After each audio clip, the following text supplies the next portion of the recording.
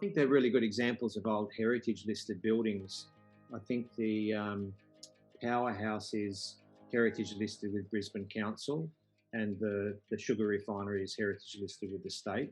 So they're socially and physically important buildings. It's good that they're being able to be reused and repurposed, or up-purposed for different sorts of activities.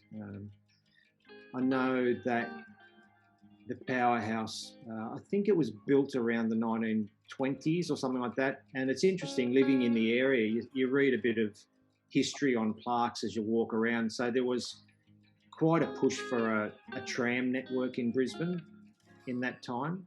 And the Powerhouse was actually built to supply power for the tram network. And so as trams, I think the trams were decommissioned in about the late 60s, 1960s. And so the Powerhouse was actually then decommissioned in, I think, 1971. It stood dormant for a couple of decades, and then council bought it back, I think around the late 80s, something like that.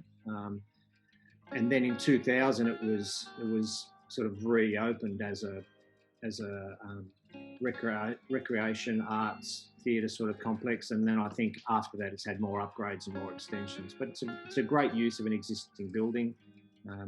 As I said, it maintains the social fabric of what Brisbane has. It maintains the physical fabric of what Brisbane used to be, and it's nice that those buildings are still around, and it's nice that people can say that building used to be something else and it's now been reinterpreted. There's all sorts of good reasons not to demolish those buildings. They have good bones in terms of embodied energy and not creating a whole heap of waste that needs to be put somewhere. You can reuse the buildings and then add to them. So the Sugar Refinery is actually older than the Powerhouse. I think it was built in 1892 or something like that, obviously to service the sugar that was grown in Queensland to be shipped to other places. And it operated as a sugar refinery until after the Second World War.